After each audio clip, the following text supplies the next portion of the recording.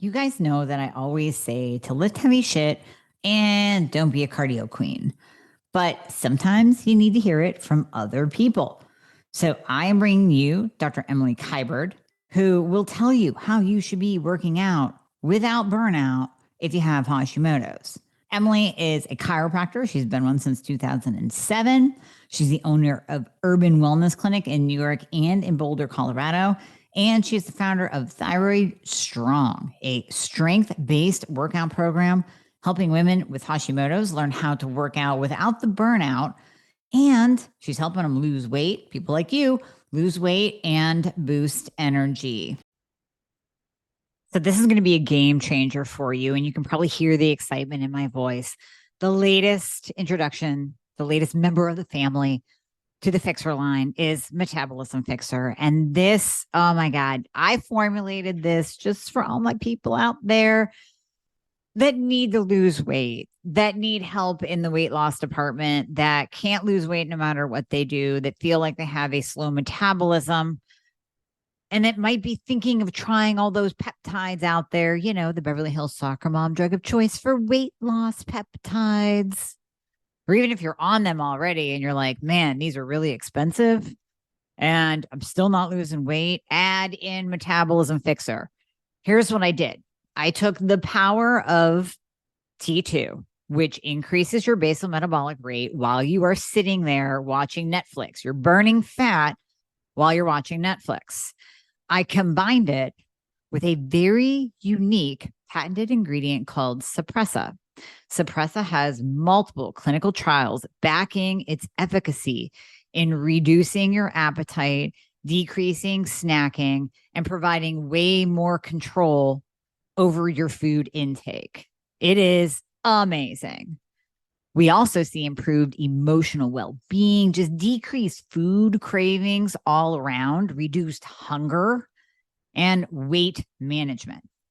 Add on top of that, we have green tea extract, we have purple forest purple tea extract, both of which affect the metabolism in a very positive way without the jitters of normal fat burning supplements out there from the 1980s and 90s, right? The ones that made you feel like you're having a heart attack. You will not have that in any of my supplements, Thyroid Fixxr or Metabolism Fixxr. But Metabolism Fixxr, ooh, yeah, we kicked it up a notch. It is in powder form, so you can drink it through your day. It's going to flavor your water. We got orange crush and refreshing citrus. I love them both.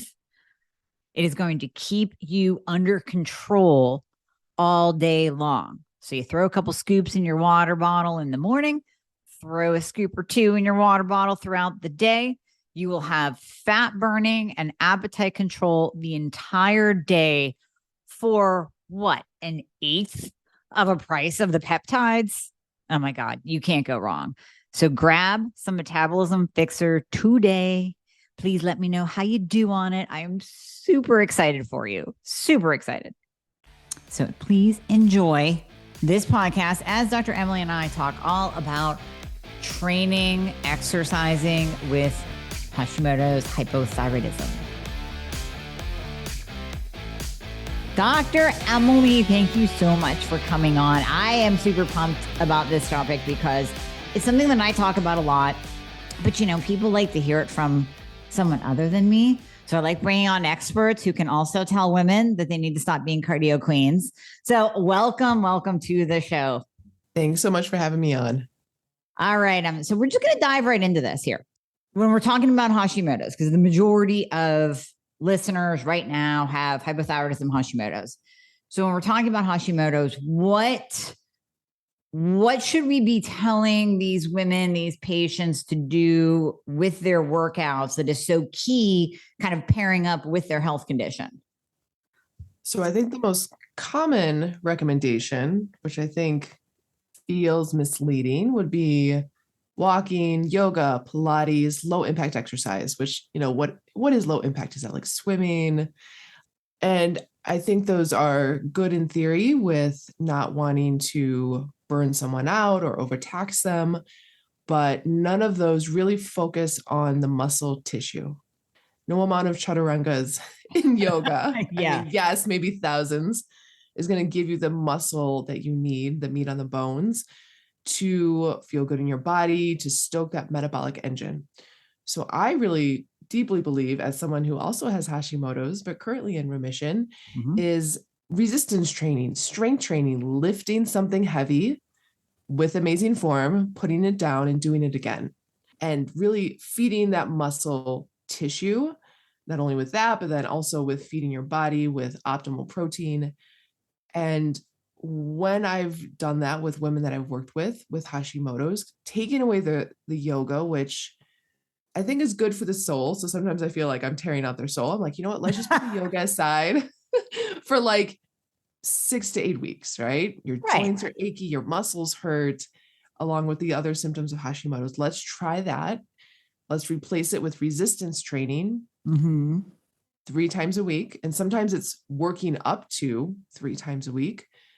Sometimes it's dialing back from 6 times a week to 3 times a week. And let's see how you feel. And a lot of them feel better. They have more energy. Their body composition changes. So pants are fitting better. And I think there's a lot of fear around picking up a weight. So there is. There is, right? Because when did we ever learn? Yeah. Maybe in high school with the bros, like in the gym, maybe in college. I was a Stairmaster queen. Oh my God, me too. Oh, in college. Yes. And maybe it's, there's a lot of boutique fitness, 50-minute classes, or with a trainer that might not know how to work with someone with the autoimmune condition. So I think it can feel very scary. A lot of my women come in, call the kettlebell the kettle ball, which is, like really sweet and endearing. But I'm like, it's a kettlebell. Right. We need to start with the basics here. Yeah. So I firm believer, as you are, in resistance training, strength training. I think women, we are way stronger than we think we are. We are way stronger than the pink 5-pound weights. Yeah. And we should start walking towards that and teaching women how to pick up a weight properly so they don't fear it. I love it. Well, let's unpack all of that because there's so much there. The very first thing I want to ask you with everything that you just stated is why the 3 days a week? Why are you focusing on 3? Because I work out 6. Are you going to pull me back to 3 days? Why is that? Yeah. So I think there's a spectrum of women with Hashimoto's. I think there's those on one end that are deconditioned, maybe get off the couch and go for a little walk, and that's their exercise. And so I think those women need to work up. I think there's another end of the spectrum of women, and I was this end of the spectrum of like type A, go, like harder's better, more's better. If you're not in the gym an hour and a half, it doesn't count. 6 days a week, who, if all the other stressors in our lives, and I believe in stress, like I believe in using it to your advantage, not de-stress. Right. But if we're kind of burning the candle at both ends in other aspects of our lives, like I was working 12-hour days, managing a team, trying to come home and hang out with my kids, I think we can feel burnt out. Yes. We will probably, our workouts, we probably won't be able to lift as heavy as we possibly could if we are not resting and recovering properly. So I like 3 days a week, 4 days. If the 6 day weekers are like, no, I got to do one more day. So 4 days a week, because rest and recovery is really important, right? We recover, the benefit of the lift happens on the down days. And especially when we're getting really good sleep, that's when the muscle recovers, because lifting a weight causes, tears in the muscle. So those tears need to heal at some point. Break it down and build it up. Yeah. Yeah. It's harder to heal when you're lifting 6 days a week. And I have friends who do it, but other aspects of their lives, they're feeding themselves properly. They're hitting their optimal protein. They're sleeping well. All those other aspects are also managed really well. Those other aspects are key, because you can't expect to just hit the gym a couple times a week and call it a day, and then that's it. I mean, if you're feeding your body crap, if you're eating processed foods, if you're not sleeping, like you just said, that you're not going to see the results from your hard work in the gym. You're not even going to be able to work that hard in the gym if you're not doing all the things outside of your gym time. Yeah. Yeah. And there'll be an element like when women start to lift that heavy, if you're not resting properly, you will feel kind of like boggy, bloated, like, barely be able to move, kind of, a really intense DOMS, delayed onset muscle soreness. Yeah. And I know I've done that before, and I'm like, did I just like flare myself up? Yeah. But it's just because I wasn't recovering properly.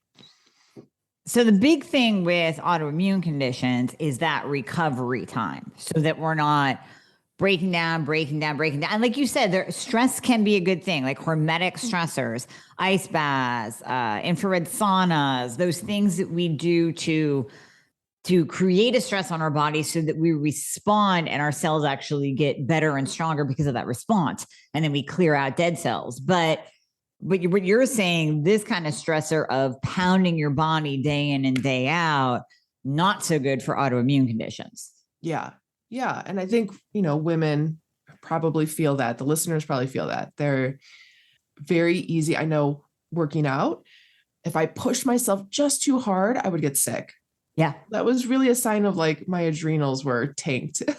Yep. That was not, oh, I'm prone to sickness and germs. Another thing is joints can get really achy. Some women, when they overdo it, can feel brain foggy. And I think I usually ask those women, how are you feeding yourself? How's your sleep? And how's your recovery? Yeah. Yeah, exactly. Now, what about those women? Because I know I'll get this question from this episode. The ones that can't recover. So I will often hear people say that they will work out and then literally for 4 days after, they cannot recover. They don't feel well. They're achy, they're sore, everything. So that makes them not want to go back to the gym because they're not recovering from that one workout that they did. Yeah. I think understanding that person, what is their baseline, right? So someone just emailed me with this, and she's doing my like very, very beginner program, which is 15 minutes of body weight movement. Perfect. Right. Beautiful. Yeah. But her baseline of movement before that was much, much less, like not really getting off the couch, like kind of going for a walk sometimes. Yeah. And so 15 minutes of body weight movement. And we can talk about like rep sets scheme, but there's long rest breaks in there for recovery. And she's like, my muscles are really achy. I'm trying to get a massage. I have like the icy hot patches and I feel like I have to take some anti-inflammatories. And I think, and I would love to hear your thoughts on this as well, but I think there's an element of like, some people are very deconditioned and building up the baseline. So I actually told her to like take it down a notch because she was doing a warm up and a body weight workout. And I was like, you know what, just do the warm up and we can talk about what that is.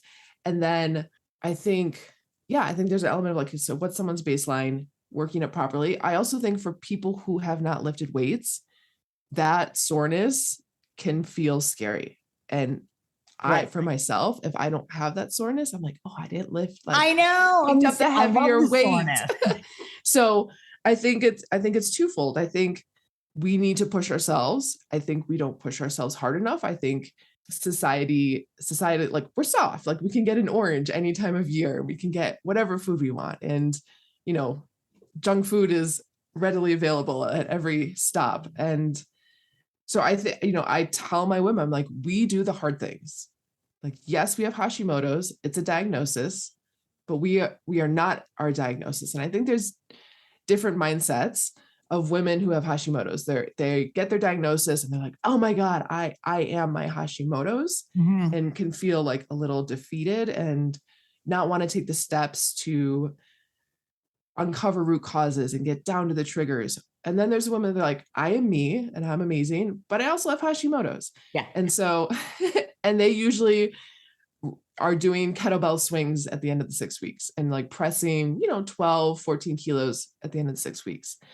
So I think I tell my women, we do the hard things to build that resilience, right? Because yes, we are a little bit more susceptible to like pushing ourselves into a flare up or getting achy joints, but like we dose that resilience little bit by little bit. It doesn't have to be an hour and a half in the gym. It could be 20 minutes so that we can have that energy to, throw our kids around or pick up our grandkids. I mean, I've had women come to me and be like, I'm scared to get on the floor to play with my grandkids because my knees hurt so bad. I don't know if I'm going to get off the ground. It's like, okay, so we need to train that. We don't need to avoid that move because I want you to play with your grandkids. We need to train that move, slow, controlled, underweight, so that when you do it with, subconsciously, dynamically, you're not feeling pain and you're not fearful. Now, you had mentioned earlier, and this is something I didn't know, that Hashimoto patients have a hard time doing squats and lunges just because of that joint pain, the knee issue. Why is there a connection there? So there's slower tendon turnover, right? So at those where the muscle crosses a joint, inserts into the bone, like at the knee, like the infrapatellar tendon, a lot of like rotator cuff muscles that cross that joint, that tendon that inserts into the bone, there's slower tendon turnover. And all of our tissue is constantly regenerating and replenishing, especially if we're getting good sleep. But I've noticed that the women with Hashimoto's have that tendon pain. So at the knees, at the shoulders.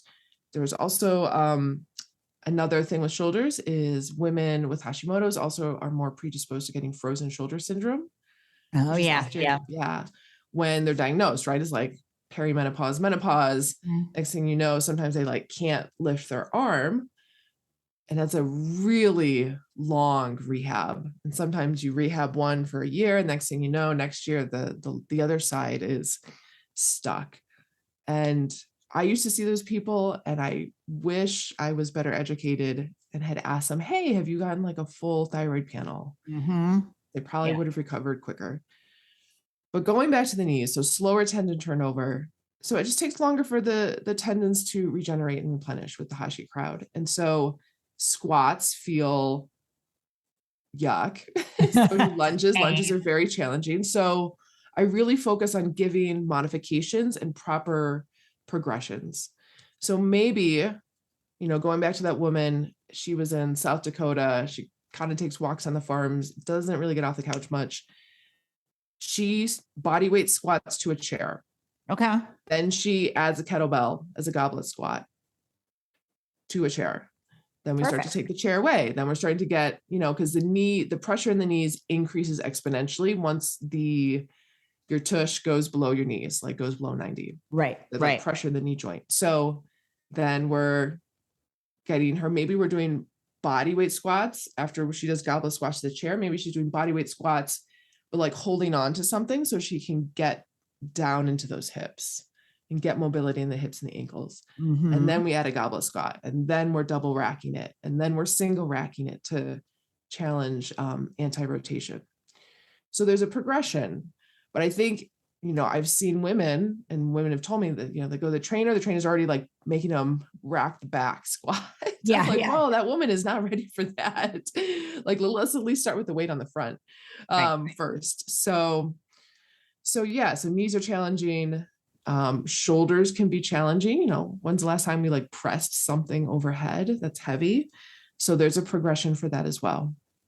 Well, I think what's funny, you and I do this, we've been doing it all our lives. It's just second nature. But what I find fascinating and what I give you total kudos for is that you're able to step back into that woman's shoes who hasn't gotten off the couch and baby step her into a resistance program that she can actually do. And like you said, where she's not coming out of the gate at 100 miles an hour and getting burned out on day one and she's too sore and she's never going to go back again. Like we see at gyms with trainers, right? I mean, you and I have seen this our whole life.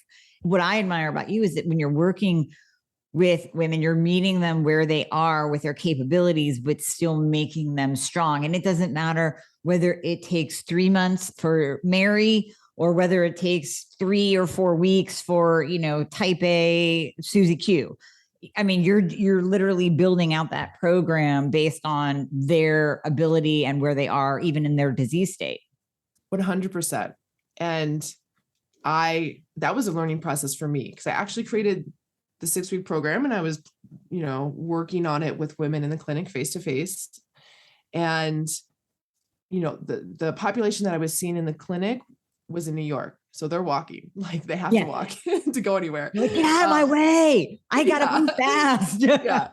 Like they're like, oh yeah, I can go up and down stairs. I do it on the subway. And then I put it out into the world, and it was actually too challenging for some women, especially like split squats and lunges. So I actually dialed it back and created like a beginner 6-week program to then lead into that program. And I think it's so important. I always talk about that Arthur Ashe quote. It's like, start where you are, use what you have, do what you can, right? Because I think with Hashimoto's, we can often feel defeated. Like start where you are, use what you have. So if you don't have a kettlebell, use a dumbbell. If you don't have a dumbbell, I've had women order like a sandbag and like fill it with sand to make it heavier, and then do what you can. So, and sometimes every day feels different, right? Like, it does. Terrible sleep, your workout's going to feel different. Your workout's going to feel different if you ate before, if you didn't. If you ate like pounded some carbs, you'll probably get like a great PR, so like meet yourself where you're at. Cause I think sometimes we shame and blame ourselves like, oh, I couldn't, finish the workout. It's like, well, something is better than nothing. Right. Especially if you haven't lifted a weight in at least 3 months.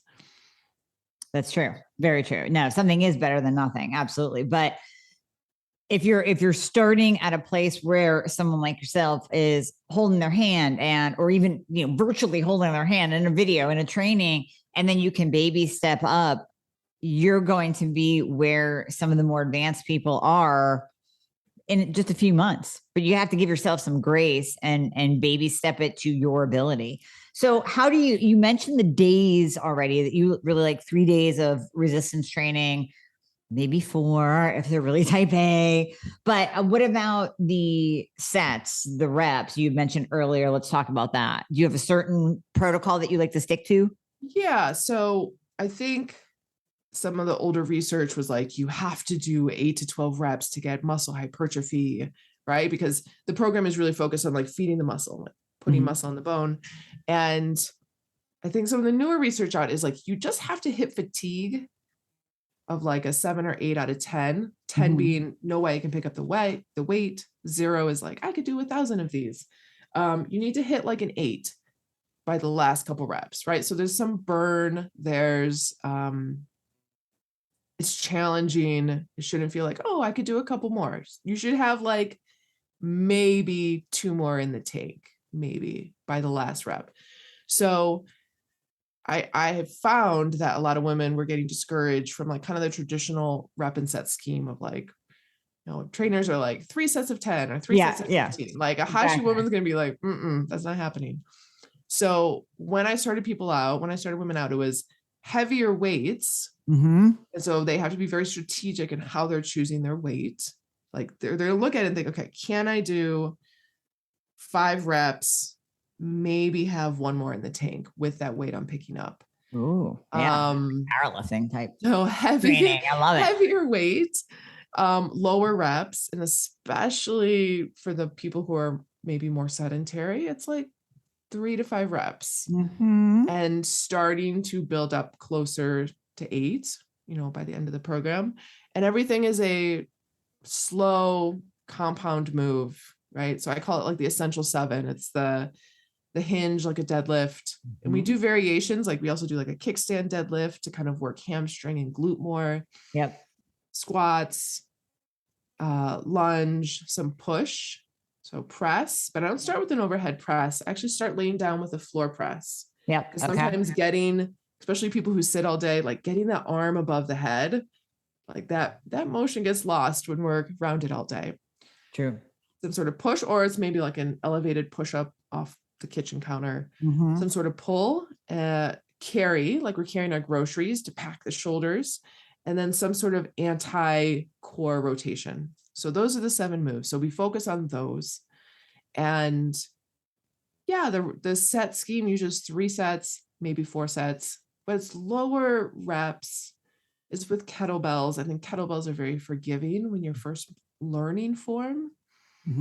Like to barbell deadlift is challenging. Like to get everything set up. Hex bar, a little more forgiving on form, but like that's a big investment if you never picked up a weight.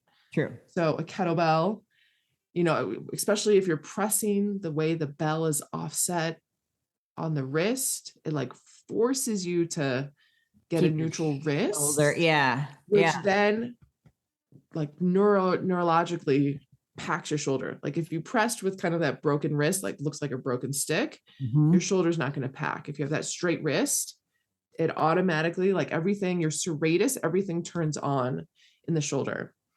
And part of the program is, I did a lot of studying of like how we moved, like how we learned our movement patterns on a neurodevelopmental level, like when we were babies, like first year or two.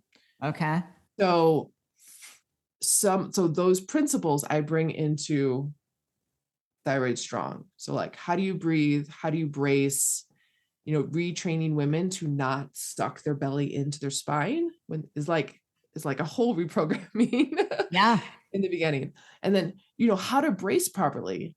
Like that is so foreign. Brace meaning like when you're getting ready to do a movement. So brace is in like, so you would, let's say you set up for the deadlift, you take a breath down and wide, right? Like all the way around, not just in your lungs. And then you keep that intra-abdominal pressure, that pressure in your core. And, if you ever go to a workout class and they're like, engage your core. And you're like, what does that mean? So it's like very strategically, like, how do you keep that tension in the core? How do you keep that pressure when you pick up the weight? And then when you put it down, you take it out because you don't want to walk around with that pressure all day. You'll blow out your pelvic floor. Yeah. And then the third principle is like, how do you stay stacked? So when you deadlift, let's just take the deadlift. My favorite. It's my favorite. When you stand up, sometimes you'll see people kind of flare their ribs, really arch their back. Oh, right? Yeah. You get the whole, the whole like pop, right? So that I think there's an element of that extension that's important, that over like almost driving too much through the hips. If you're doing like double body weight sumo squats, right? Well, and if you're competing, like, okay, if you're competing and the lift with the whole like arch back, but if you're not literally being judged and you don't see any kind of red and green lights around you, you don't need to hyperextend your back at the end of a deadlift. But if you work with a trainer, they're going to make you pick up a deadlift and be like, drive through your hips, right? Which will then create that extension at the top of the deadlift, which is unnecessary because then you crunch down on the facet joints in the low back. You're like all the tissue in that low back. Like you see people who do that a lot. They'll walk around like in extension. Yeah. So going back to this idea of baby movements, a well-developing baby never like puffs out their chest or walks around in extension or pulls their shoulder blades together or sucks in their belly. Like some of the cues that we're told, right? Like you never see a baby like draw your belly to your spine. Like babies don't do that. And not that we're babies, but that first year of life, we hit certain milestones. And I think the same thing, like I apply those milestones to how we lift. So for example, when you're talking about posture, you're thinking of like length through the neck, soft chin. If you hear a Pilates cue, like, oh, you want good posture, pinch your shoulder blades together. Like no one can do that for more than like a minute before like total utter fatigue. And that's not how the shoulder blades are actually supposed to go down and wide and like sit on the ribs. So some of those principles I bring into lifting because I think sometimes the cueing that we've been given, if we've been in that world, like the 6 day a week type A women, who are maybe doing CrossFit, like we've been given cues that are not great for our body and can predispose us to more joint pain. Right. Yeah. Very true. And you know what I love is, and the women don't even know it, but you and I know it, is that you are bringing in that 3 to 5 rep range, is that core powerlifting, not so much bodybuilding, because bodybuilding is more like high reps and all that. Yeah. But that core powerlifting, building that foundational strength. And women don't even know it. You don't have to tell them. But yeah, that's exactly it. And I want to talk about building that muscle You had mentioned earlier, a lot of women are scared to lift heavy because they have it in their head. And I've talked about this so many times, but it's worth bringing up over and over again. They have it in their head that they are going to become big and bulky. They're going to look like a female bodybuilder that looks like a dude. Like it's not going to happen unless you are taking the steroids that accompanies that female bodybuilder look. You are not going to get that big. Like I wish I could even get like a half 50% that big naturally, but you can't because you're a woman. Unless you're a genetic freak, maybe your mom and dad are like Tom Brady and Giselle. I don't know. But unless you were a genetic freak, you're not going to get that big. Can you speak on that too, Emily? Yeah, muscle is a very expensive currency metabolically. It is so hard. I wish it was so much easier to put on muscle, but it is so challenging. I know. And I think like I think when I hear that, I think women looking at themselves as they're putting on more muscle need to have an honest conversation with themselves. Like, how many calories are they intaking? Right. So to put on more muscle usually means more calories in, and even when, I mean, you did bodybuilding, it's not always cutting season, right? Right. It's cycling. It's you cycle, you put on muscle, then you cut to change the body composition. Then you cycle up, then you cycle. So it's like the cycle, but everyone just assumes it's like, oh, everyone's always low calorie and working out crazy, like moving more, eating less.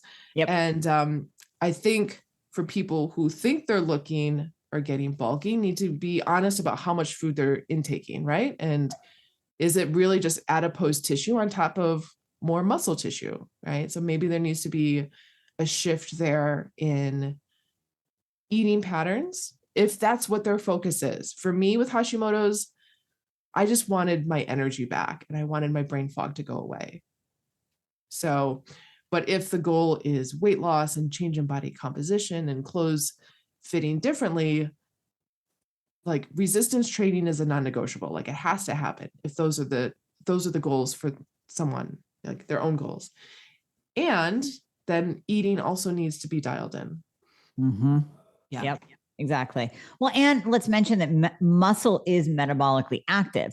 So even if you are sitting there saying, but I want to be in a cutting phase because I need to lose 30 pounds, by doing cardio, you are not going to reach that goal unless you build that sexy lean muscle that is metabolically active, that will literally give you a better metabolism as you sit there watching Netflix. You need to lift heavy. You need to lift heavy. I mean, cardio breaks down the muscle tissue. Yep. So, and increases cortisol, which we know is another issue with Hashimoto patients. A lot of times they're dealing with some kind of an adrenal issue. So when, just like you said earlier, don't go do CrossFit 7 days a week. Same thing is don't do just cardio because that is nothing but adrenal pounding, no return on investment whatsoever exercise. Okay, you get a little bit of cardiovascular. I get it. Yes, you're keeping your heart and your lungs healthy. But you know what? Go sprint for 15 minutes. Or you know what? Lift heavy shit. And your heart rate is going to go up anyways. So you're still going to get the cardiovascular effect. Your Apple Watch will still go into the orange. Don't worry, ladies. Like you're still going to get that cardiovascular effect that you get in a spin class or on your damn Peloton, but you're going to be lifting heavy. Yeah. I think when we first do cardio, we come back from our, run and we're like, oh, or like our abs are a little like more, like we look like we're skinnier. Tight, yeah. It's water weight. Like it's water weight. Oh yeah. That's another one. Yeah. Yeah. People, I gained weight. And like, no, you didn't. No. Yeah. And I think you're eating badly. Yeah. But yeah. So I think it's a non-negotiable, just like you can't out-train a bad diet. You can't no train good diet. So I think it goes both ways. And, I really think every single person on the planet should be resistance training, but especially the women. Yeah. So, yeah, I agree. Well, you have, what do you have coming up? You have an entire course. What do you have coming up? Yeah. So Thyroid Strong, there's 2 courses. Is like ultimate beginner, which is 12 weeks. And then there's more intermediate, which is 6 weeks. People can join at any time, but I do twice a year. Like we do it like collectively. Oh, nice. Like as a big like family. Yeah. So That's the cool. last round, I think 60 women went through. And I think it's cool because how many times have you done a app or challenge or, a lot of women come to me from like Beachbody. Yeah. And they're like, everyone else in the challenge or everyone else in the program is getting great results. And I felt like tanked out and brain foggy and I was gaining weight. It's like, well, everyone else didn't have an autoimmune condition. So it's nice because everyone has similar challenges. Yep. Like, oh, your knees hurt too? Oh yeah, mine do too. Yeah. And going through it together, like with other women with Hashimoto's. So nice. Like people are like, oh my God, someone gets me. Because a lot of these women come and they're like, no one gets me. My husband's like, I don't get it. Why are you sleeping on the couch? My kids don't get it. Like coworkers, friends, they don't get it. So to be in a group with people who get it is just like, oh, like it's just like the light switch went on, it's so nice. So end of September, we're gonna do like a live round to start beginning of October. So for people who are doing the 6 weeks, it would finish right before Thanksgiving. And there is a nutritional component. I get that question a lot. Okay. Yeah. No, there has to be. Yeah, there has to be. Especially because like the two biggest goals people are coming in with is like, I want more energy and I want to lose some weight. Exactly. Those are the two biggest with all Hashi patients. That's it. Yeah. Yep. And there's some pieces that I speak to, but are not my specialty, right? So like we've talked about this. It is near impossible to lose weight if your thyroid hormones are not being managed properly. Exactly. Or under a good provider. Like if your TSH is like all over the place. If you're on doesn't matter what you do. Yeah. Exactly. It's not going to happen. Right. So that's an important part. I'm glad you brought that up. I'm like, because I don't want people doing your program or anybody's program. That didn't work. It's like, well, your free T3 is in the toilet, your reverse T3 is high and you're on T4 only. You're still getting benefit from any kind of exercise, especially a program that's tailored to Hashimoto's, but you still got to do this part over here and getting everything optimized. Yeah. Yeah. And the success, like I was telling you earlier is, I had a patient who was on like T3, T4, and then her doctor put her just on T4 and she got like gained 40 pounds in 2 months. Right. But she was doing all the things. Like she was resistance training. She was like, nothing else changed. Except that. And she was like, please put me back on some T3. And she did. But when she was just on T4, doing all those things like was so much more exhausting and so much more challenging. So, we want people to have success in working out. Yeah. And so those other pieces I speak to, like, hey, are your thyroid hormones being managed properly? And then I make people like go dig your blood work out and go look at it. And because most people are like, oh yeah, my doctor said everything's normal. Everything's normal. It's all fine and normal. Yeah. Yeah. So it's nice to go through. I can see workouts, like who's completed how many workouts. So there's little like kind of celebrations through the program. By the end of the 6 weeks, to add into that dynamic bit of how can we get some cardio from our weightlifting, we are working into kettlebell swings. And this doesn't mean like we're doing 20, but we're doing drills to do like single reps, maybe 3 in a row, park the bell, to start to teach someone how to get their heart rate up with using weights. With weights. Exactly. Weights. And so that's at the end of the 6 weeks. And it's really fun. People come with great questions. And I think the people who have not worked out before, the people who have that are in the program kind of elevate the people and inspire the people who haven't.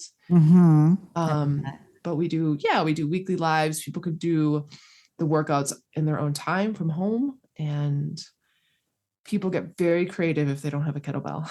Oh yeah. There's so much. Yeah. There's so much you can do, but kettlebell is a good investment. Yeah, absolutely. Yeah.